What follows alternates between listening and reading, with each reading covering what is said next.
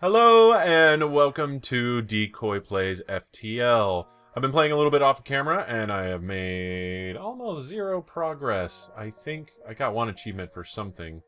Was it... It was one of these? No, oh, that's right. I played the Lania ship for a little bit. So, have hacking, mind control, and battery active at once. It was real boring. You missed nothing. But we're going to go ahead and play it. Because I realize this is new content. And I've gotten kind of a knack for using it a little bit. And I want to get loss of cabin pressure. I tried many times, and there were all kinds of weird little things that happened that really kind of screwed it over. So actually depriving your ship of oxygen and the door systems have a couple very unique, glitchy sort of things associated with them that put a real damper on my ability to get the achievement. So we're going to go ahead and try to get that one, because getting 600 scrap might have to be an easy achievement. I am not entirely sure. So let's jump right in here. This is the Kruos. I don't know what that means. I'm sure that means something in Lanian.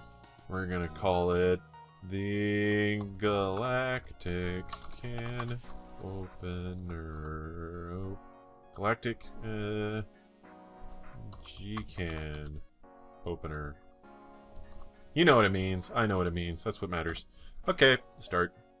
The data you carry is vital, blah, blah, blah, hotkeys.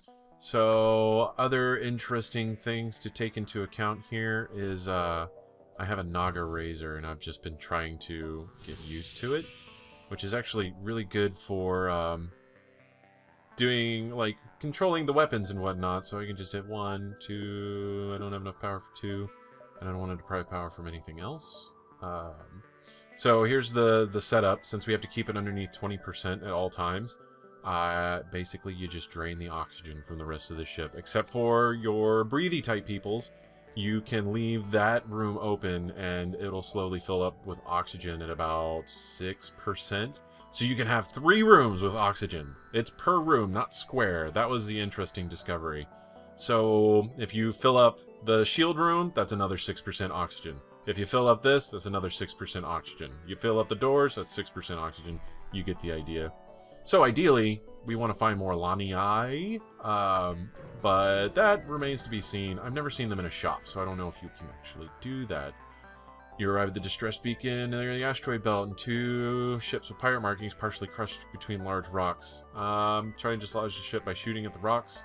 Let's do that. You fire the volley at the rocks, it starts to shudder and break apart. Yeah, they made it. Okay, cool. So, we helped pirates and they gave us stuff. So, fine. Okay. Question, do I want to go distress or do I want to try to draw this out? Looks like it'd be a lot harder to get back around there, and I don't want to miss a distress beacon. So, onwards we go. And you have encountered a refugee ship drifting in space. It looks as if it was fleeing a rebel advance and ran out of fuel. Its distress beacon is active, but you're not sure anyone is on board. Let's hail them. Ooh. Well, we don't have any missile guns, missile shooty things, so we're going to take a whole bunch of fuel right off the bat. And that's going to help out. My last couple of off-camera runs were pretty much crippled by a lack of fuel, so I might be a little fuel paranoid. This is a quest, so they're going to give us scrap and give us a quest marker as well. Not a bad start. I've been kind of playing with this idea. Oh, personally, says the captain, I'd have stuck with the Federation, but I'm a soldier, sure, sir, and I am no use of war without a fight, blah, blah, blah. Yada, yada, yada, yada. Let's see. Here's a really good question. Oh, here we go. Here we go. I've been forgetting to use hacking so much. I'm real bad. And that's going to screw me right out the gate here. Except they both missed rather mercifully. So what we're actually going to do is enable the ion stunner here. That's going to help out long term. More than dodging is at this point. And I should have hacked, but I didn't. Don't be like me. Don't not hack. And they have some sort of a drone thing. The oxygen is out, so we're going to repair that to keep our captain alive. Let's go ahead and hack now. And we're going to disable their steering. And that's going to help that. And let's see, where are we at with the rest of this? Okay, we're good. So, we're moving right along. This is actually a pretty decent ship. I like it a lot. And I'm sure if you get a chance to play it, you would probably enjoy it. It has some weird tricks about it that I had to, like, force myself to learn at first. We will not accept surrender. Yeah, I'm already doing very poorly in regards to managing my damage here. So we're gonna make sure that goes away. And yeah, we collected stuff that I can more or less use. And let's go fix this door. And we're waiting for this. Yeah, I definitely, I came to the conclusion that it is very hard to play and talk at the same time, but that doesn't mean I'm any better at this game whenever I'm not on camera. It's still super hard, and I failed a lot and did some really stupid things. So this is going to be a growing experience, which I think is probably part of the fun. One of the reasons why you're even bothering to watch this in the first part, I'd imagine, is to watch people fail miserably and hopefully get better at the game. I want to play this for a long time. Like, I've really been enjoying it a lot since the new content came out. Whoa, let's see. Try to communicate peacefully. Yeah, so yeah, none of your attempts to communicate seem to work. They just stare at you silently. These are like space cows. As you prepare to leave, one of the creatures canters forward and forcefully nudges you away from the ship. He seems to want you to follow him. Eventually, he guides you to an old NG ship's crash site. Inside, you are able to find and reactivate an NG. I don't know if it's always an NG, but yeah, that's pretty much the only benefit to that. You can't really sell them. I think they attack you. They get violent if you try, and that doesn't really seem worth it. And who wants to sell space cows? That would just be mean. You find the Mantis encampment, but there are far too many of them to count accurately. You send a long-range message back to the settlement with your findings, but unfortunately, there's not much you can do. It would be suicide to attack directly. Leave before they notice you. As you try to leave, a patrol spots you. Wailing sirens begins to blare around the camp, and the ship moves in to attack. So, clearly escape did not work. Well, they have an ion stunner, which is not good. So, actually, what we're going to do is cancel that. And we're waiting for the charge.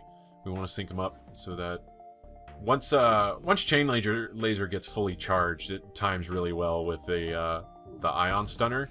But as of right now, not so much. Okay, the damage dealing bit is gone. That's important. So, I think this is going to time out fairly well. Yep. Okay. But yeah, so whenever the chain lanes are... chain weapons get stronger the more you use them through a fight, so as long as they don't depower, you're pretty much guaranteed to have a really, really powerful weapon. So right now it's +3, that's as fast as it's going to get, and it times out about the same time as the ion stunner, like the charge... Actually, it's a little bit faster, I guess. Technically, if you look at the length of the bars there, which seem to indicate some sort of timing, I'm sure. Ooh, a Defense Drone Mark 1. So, that's pretty good. Alright, let's go ahead and... There's a distress beacon in a store. We're going to ignore this distress beacon and the store. So... Ooh, bring it back to your... he looks healthy, but his mental state is questionable. Yeah, okay. I lost one of those. Luckily, your clone bay was able to revive your crew member. So, that's something I haven't really fully explored yet, is... There's the clone bay allows you to skirt around certain like instant death events. Basically, anytime you would lose a crew member, it's like, yeah, your crew member flies out into space and dies, is hit by a meteor and terrible things. And then sometimes it's like, fortunately, your clone bay was close enough to revive him, and it's like, oh, so that makes exploring those a little bit more feasible and not so much of a risk. Okay, so they have a defense drone. There's no point in trying to hack. And, oh hey, I have a new crew member. You're gonna go on shields, and this might be the only other crew member we get. So we're waiting for everything to charge up really quick. The big question is going to be what order I want to attack in here. Yeah, that's going to shoot that down. This is going to be real tricky. I don't particularly like it, but they're not going to be able to hurt us either. Since we have somebody working on shields, we have plenty of time to experiment. So that looked like that worked real well. I'm fine with that. So we just need to volley all together. like this. Yes. Okay. So I was hoping maybe that would do more along the lines of completely destroy that drone, but I think only hacking has the chance to do that. Let's go ahead and make sure that drone stays down. Yep, that did what I wanted it to do. And then, as you can see, the timing is starting to work out a lot more fluidly between the ion stunner and the chain laser. And we started a fire. That's a bonus. There we go. He's dead. Let's see. We had 2 missiles, 1 drone, 16 scrap. We're going to... Let's see. If we get boarded, the first thing they're going to try to do is just immediately attack whatever doors are closed to get away from the lack of oxygen, so we absolutely need doors upgraded. We also start out with a huge deficit in power. That's another pretty bad thing about this. So we're going to start working towards getting the second bar of shields. Yeah, we're going there. But yeah, I mean, the Lania ship is really nice, but it definitely is... It's not, like, easy. It's not like, oh, hey, it looks really cool, so clearly it must be the best ship. It's definitely not that. It's got its own little funky things and foibles and whatnot. Ah, jeez. Piloting stuff... Okay, that doesn't really matter. I guess if we had autopilot on, we could not have to worry about having a human there. Excuse me. And let's see. We have civilian sector, which... we can go through a whole bunch of nebulas. I've actually been doing this because what I'll do is I'll just get a whole lot of power and then charge through a bunch of nebulas and hopefully get like a slug crew member, because I've been playing on the Federation ship trying to get the... Or no, I mean on the Kestrel, trying to get a bunch of different crew races so I can unlock the Red Tail. But that hasn't happened yet. I swore I had it before, but I think I deleted my profile at one point and started over, and now I've lost it, and that's kind of dumb. A pirate ship arrives shortly after you. Judging from the fact that it is attempting to avoid your ship, you assume it is a smuggler trying to stay away from beacons. We're going to attack the pirate, because we want stuff. We need to line our coffers with the fruit of our plunders. Yeah, fruit of plunders. Those are good. I'm down. We are going to hack, though, because they have a disturbing array of weaponry. Okay, so that one's about to fire. We're going to let that one fire so that they're out of sync. Our shield's going to block that fine. And then we're going to handle things like that. And there we go. They have no shields. They're going to fire at us, and that's totally fine. He's going to try to escape. Oh, they have 3 shots. That's brutal. So, let's go ahead and do this. Looks like they're having real troubles there trying to repair. So, I'm assuming there's a fire in there and they're trying to get their rock crew member over there. I don't like that. That's a mean weapon. Yep, kill them. They don't want to fight. They're trying to escape. Yeah, that's going to work out real well for you, buddy. No quarter, no mercy, etc. Now they can't drive, so that's going to cause some problems in the whole getting away part of the deal that they're trying to pursue there. And they died. So that's 1 drone, 26 scrap. That's enough for another power bar. Power bars. Okay, so that'll keep the clone bay open. You always want to keep the clone bay open. I don't know if you power down the clone bay. I don't know if that will actually kill your people straight up, or if it has to be damaged in the middle of a clone. So a clone bay basically works. If one of your guys die, they'll be automatically revived. Okay, let's see. This isn't too bad, except they have a drone. So we are going to disable our oxygen temporarily and our engines so that we can keep a shield up.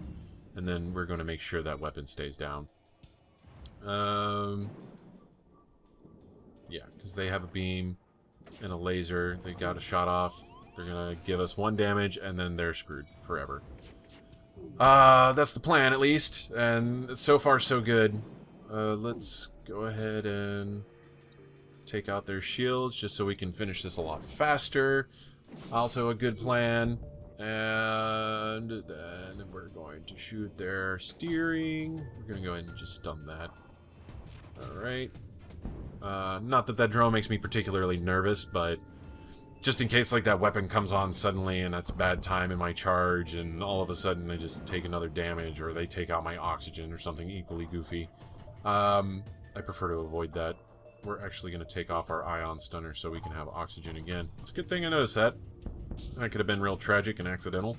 Not that it would matter, because, okay, yeah, I don't know if I finished this tangent, but the clone bay will bring back anybody who dies after 19 seconds, something like that. Which reminds me, I need to upgrade that, just so it has another life bar. It doesn't need to function at 2, necessarily. It just needs to be able to function. So if they hit it, it's not a death sentence for my crew. That is by far the worst outcome from an event like that. Okay, how do I want to do this? Yeah, let's go down here. The Rebel fleet isn't as slowed as if you were in a normal nebula, like a wild nebula, I guess. But they are slightly slowed, so you kind of want to stay in there as much as possible. And the benefit to risking encounters in a nebula is the fact that you can explore a lot of places. Alright, we're going to go ahead and hack their engines. I think that'll work. No, we're going to cancel that. And we're going to shields. Alright, I know what I'm doing. Give me a second. They have 2 beam weapons, so that's going to do absolutely nothing to us. We don't need to worry about any defenses or anything like that. Okay. So, ion stunner. And it's going to miss. That's fine, we took out that. Now they officially can't get away.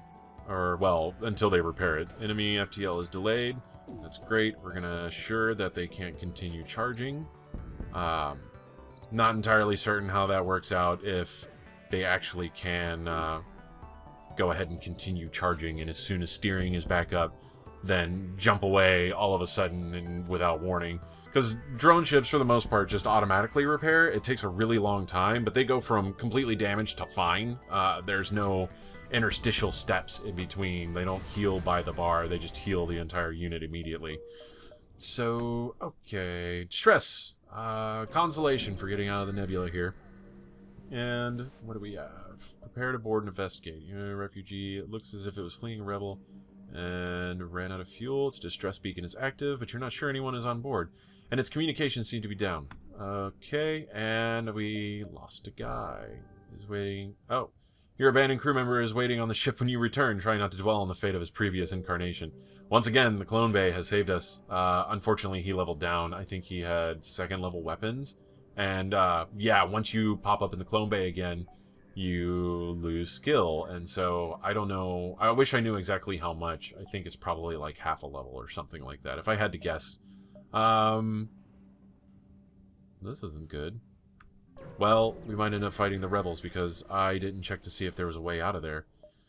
Okay, no attack comes. Yeah, this is gonna suck. Oh no, this is gonna be a really short run.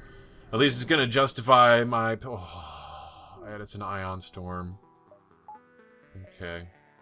I have no shields. Is it gonna matter? They have 1 beam weapon. What can I do to get shields back? Yeah, let's try that. I'm willing to risk that. Once again, clone bay is fine. I'm concerned. I'm a little must. Let's see. Let's go ahead and ion stunner. Here's how we're gonna try to pull this off. Nope. Okay, that didn't work immediately. So the goal at current is to take down that laser weapon so that I can put oxygen back up. And they're going to put up missiles anyway. So, yeah, that's par for course at this point. And let's do oxygen for now. And ion stunner. And they now have 2 shields. So they rerouted some of their power, I guess, since that 1 weapon is down. This is going to end already. This is just not any good. They took out our engine, so escape is impossible. And they're just going to slowly pick away at us. Once again, this is why you don't fight the Rebel fleet. They are severely overpowered. And that is sort of unfortunate. Yeah, we can't get through their shields. They're going to continue hurting us severely. One missile at a time. This is agony. This is just straight agony. We don't want to move anybody from where they are. Okay. So they brought that one gun back online, which means we can target the shields. Well, since we have no oxygen, we might as well. Let's see. Okay. Well, I'll finish my tangent about the cloning bay and explain that basically the only other bad side is you can't heal. So these guys are going to be damaged until we jump a sufficient number of times. You heal a certain portion of life. Or not a portion, but a straight numerical value every time you jump. So after so many jumps, you can heal up to full, but you can't heal up to full at will, basically. So let's see, we got oxygen back. So I'm gonna wait for this volley to come in, and that's gonna block one, and then we're gonna put oxygen back on because the rest of my guys are about to die, and they don't deserve that. Okay.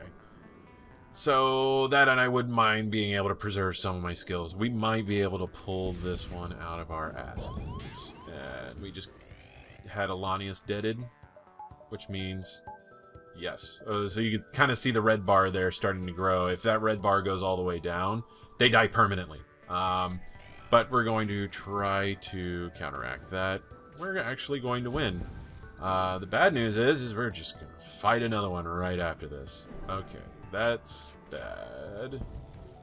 Let's go finish that. The NG died. I got one fuel. Also, whenever you fight the Federation ships, or the Rebel ships, all you get as recompense is fuel. Like a very low amount of fuel, and that's mostly... it's justified in the sense that you don't have enough time to loot properly, because there's hundreds of enemy ships around you, so who in their right mind would loot, am I right? And the answer is probably all of you if you've played any video games ever. However, they're a little more sensible about it. So the big issue is always the fact that, yeah, with ships in pursuit, you don't spend any time there, but you do pick up the fuel. And if you're stranded and you run out of fuel and fight them, you're at least guaranteed to get fuel if you win in combat versus them. So here we go. This is going to be a very similar situation. Not great in the least. I have no shields. The oxygen's too low to try to pull off the trick I was doing last time with at least one bar of shield. So we'll just cross our fingers. If not, then this episode will end in a very timely manner, and I'll just start on the next one for tomorrow. So while I have your attention, number one, thank you for watching this much of the video. It means a lot to me. I spend a lot of time watching Let's Plays, and not necessarily as a point of ego, but it's kind of one of those, like, I like it. I want to participate, and I want to add to the community and the culture, and I think it's a really positive thing to be able to do. And, you know, there's, of course, the small part of me that's like, hey, ad share, why not? But I did turn on partnership on my videos, but actually that is specifically to allow for scheduling, and I try to pick the smallest out of the way ads as possible that are very ignorable, and it's no big deal. I just wanted to be able to post videos without having to post videos like physically, so I just wanted to be able to schedule. I was gonna hold off on it for a while because it's like I don't really have a fan base yet. There's not a whole lot of people.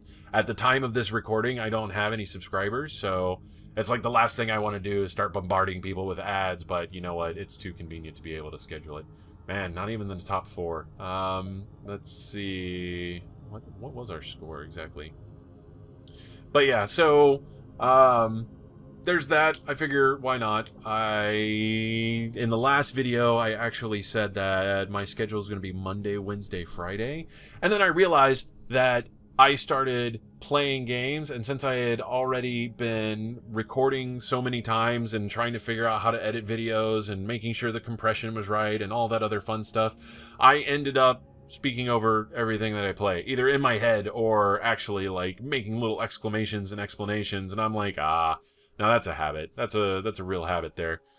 So I figured, why not? If I'm going to play video games in the afternoon after work or whatever, then I might as well record them and then try to put out more content, because I just want to make more content. I want to be an official content creator and to have all of the constituent things that go along with that. And that even includes being flamed terribly on YouTube forever, and that's fine. I'm okay. So yeah, I mean, I figure I might as well go ahead and go whole hog. So I'm probably going to just switch to a 7-post schedule, like 7 posts a week, and then maybe do some kind of special show.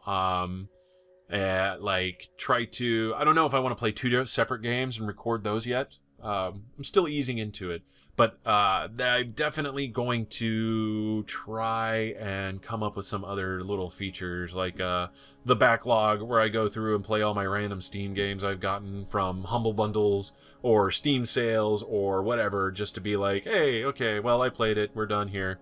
Also, maybe give people a look at some of the more obscure ones that I buy, because I do tend to go for all the less than $5 games. And in addition to that, I also want to do Broke Ass Gamer specials, where I review a game or show some random game that's probably crap but might have some redeeming values, and the major redeeming value involved would be that it's really cheap. So times are tough for a gamer. You can't always spend money on those $60 first day games, but if you got a game, there's a way to do it cheap, and I'm okay with exploiting that by playing devil's advocate and saying, hey, here's a game that's really fun and you don't have to spend a lot of money on it, so go ahead. So we'll see how that goes.